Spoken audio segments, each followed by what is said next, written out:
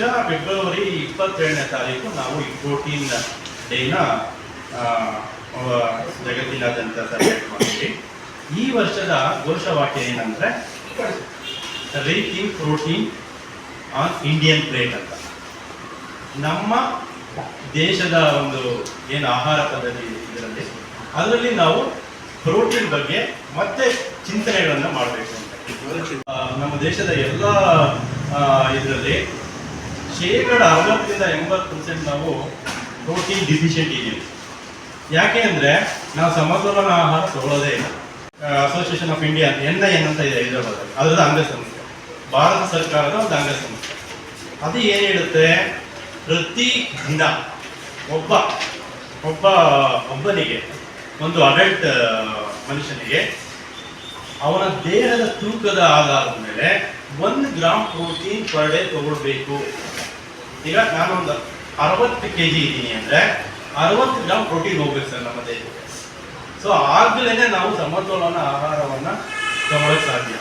ನಾವು ಪ್ರೋಟೀನ್ ತಗೊಳ್ಳಿಲ್ಲ ಅಂತಂದರೆ ಕಂಪ್ಲೀಟ್ ನಮ್ದು ಸ್ಟ್ರೆಸ್ ಆಗ್ಬೋದು, ನಮ್ದು ಇಮ್ಯುನಿಟಿ ಆಗ್ಬೋದು, ನಾವು ಬೇಗ ರೋಗಗ್ರಸ್ತ ಅಥವಾ ನಾವು ಏನು ಈಗ ಪ್ರೋಟೀನ್ ಅಂದರೆ ನಮ್ಗೆಲ್ಲನೂ ಬರುತ್ತೆ. ಇಷ್ಟೆಲ್ಲ ಅವೇರ್ನೆಸ್ ಕ್ರಿಯೇಟ್ ಮಾಡಿದ್ರು ಎಷ್ಟೋ ಸಲ ನಮ್ಮ ಡಯೆಟ್ಸು ಸಮತೋಲನವಾಗಿ ಕೂಡಿಲ್ಲ. ನಾವು ತಗೊಂಡ್ರೆ ಒಟ್ಟಿಗೆ ಪ್ರೋಟೀನ್ ತಗೊಂಡ್ಬಿಡ್ತೀವಿ, ಇಲ್ಲ ತಗೊಳ್ಳೋದೇ ಇಲ್ಲ. ಪ್ರತಿದಿನದ ಆಹಾರ ಪದ್ಧತಿಯಲ್ಲಿ ನಮಗೆ ಅದು ಸಿಗ್ತಾ ಹೋಗಲ್ಲ. ನಾನು ಆಗಲೇ ನಿಮ್ಗೆ ಹೇಳಿದೆ, ನಾನು ಪ್ರತಿದಿನ 60 ಗ್ರಾಮ್ ತಗೊಳ್ಬೇಕು ಅಂತ. ಸೊ ಬೆಳಿಗ್ಗೆ ಬ್ರೇಕ್ಫಾಸ್ಟ್ಗೆ 2 ಮೊಟ್ಟೆ ತಗೊಂಡು ಅಲ್ಲೇ 12 ಗ್ರಾಮ್ ಸಿಕ್ಬಿಡ್ತು. ಮಧ್ಯಾಹ್ನ ಸ್ವಲ್ಪ ಕಾಳುಗಳು ಮತ್ತು ಪಲ್ಸಸ್ಸು, ಮೊಳಕೆ ಕಟ್ಟಿದ ಕಾಳುಗಳಿಂದ ಒಂದು 30% ಸಿಗ್ಬಿಡುತ್ತೆ. ಈಗ ನೈಟ್ನೇ ತಗೊಳ್ಬೇಕು, ಇದು ಮಾಂಸದಿಂದನೇ ತಗೊಳ್ಬೇಕು, ಬರೀ ಹಾಲಿಂದನೇ ತಗೊಳ್ಬೇಕು, ಬರೀ ಎಣ್ಣೆ ಕಾಳುಗಳಿಂದನೇ, ಬರೀ ಮೊಳಕೆ ಕಟ್ಟಿದ್ದಿಂದನೇ ಅಲ್ಲ. ಆದರೆ ಇದನ್ನೆಲ್ಲ ಒಗ್ಗೂಡಿ ತಗೊಂಡ್ರೆ ದೇಹಕ್ಕೆ ಅದು ಕಂಪ್ಲೀಟ್ ಹೋಗುತ್ತೆ. ನಾವು ಫೈಬರ್ ತಗೊಳ್ಬೇಕು. ಅಂಗಡಿದ್ದೀರ ಹಂಗಂದ್ರೆ 30-20 ಎಗ್ ತಗೊಳ್ಳೋದು ಆ ಥರ ಹೋಗ್ತಾ ಇರ್ತಾರೆ. ಅವ್ರದ್ದು ಅಥ್ಲೆಟಿಕ್ ಬಾಡಿ, ಅವ್ರದ್ದು RDA. ಯಾಕಂದ್ರೆ ಕಲಬೆರಕೆ ಮಾಡಬೇಕು ಅಂದ್ರೆ ಎಗ್ಗನ್ನು ಹೊಡಿಬೇಕು.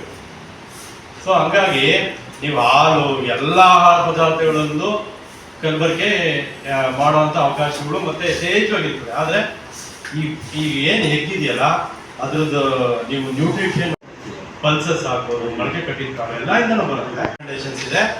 ಒಬ್ಬ ಜನಸಾಮಾನ್ಯ ದಿನಕ್ಕೆ ಅಟ್ಲೀಸ್ಟ್ 30 ಗ್ರಾಮ್ ಪ್ರೋಟೀನ್ ಇಂದ ಮೀಟಿಂದ ತಿನ್ನಬೇಕು ಅಂತ. ಸೊ ಎಗ್ಗಿಂದ ಆಲ್ಮೋಸ್ಟ್ ಒಂದು ಎಗ್ ತಿಂದರೂ ಆಯಿತು. ಮತ್ತೆ ಪ್ರೋಟೀನ್ ಡೇ ಆದ್ರಿಂದ ನಾವು ಎಲ್ಲರಿಗೂ ಒಂದು ಅವೇರ್ನೆಸ್ ಕ್ರಿಯೇಟ್ ಮಾಡುವ. ಅವರಿಗೆ ಒಂದು ಮೊಟ್ಟೆ ಬಗ್ಗೆ, ಒಂದು ಮಾಂಸದ ಬಗ್ಗೆ, ಒಂದು ಪ್ರೋಟೀನ್ ತಗೊಂಡು ನಮ್ಮ ರಾಜ್ಯದಲ್ಲಿ ಪೋಲ್ಟ್ರಿ ಸೈನ್ಸ್ ಡಿಪಾರ್ಟ್ಮೆಂಟ್ ಇರೋದು ನಮ್ಮ ಕಾಲೇಜಲ್ಲಿ ಮಾತ್ರ. ಸೊ ಎನಿ ಪೋಲ್ಟ್ರಿ ಬಗ್ಗೆ ನಾನು ಅಧಿಕಾರಿತವಾಗಿ ಮಾತಾಡ್ಬಿಟ್ರೆ ನೈಸರ್ಗಿಕವಾಗಿ ಬಂದಂತಹ ಒಂದು ಏನು ಲೇಯರ್ ಇದೆ ಅದು ಹಾಳಾಗ್ಬಿಡುತ್ತೆ. ಸೊ ನೀವು ಸ್ಟೋರ್ ಮಾಡ್ಬೇಕಾದ್ರೆ ಖಂಡಿತ ಹೊಡೆಯಕ್ಕೆ ಹೋಗ್ಬಾರ್ದು. ಅದೇ ನೀವು ತಗೊಂಡು ಬೇಯಿಸಕ್ಕೆ ಹೋಗ್ತೀರಲ್ಲ, ಅವಾಗ ತೊಳೆದ್ಬಿಟ್ಟು ಬೇಯಿಸ್ಕೊಳ್ಳಿ. ಆದ್ರೆ ತಂದ್ಬಿಟ್ಟು ತೊಳೆದ್ಬಿಟ್ಟು ನೀವು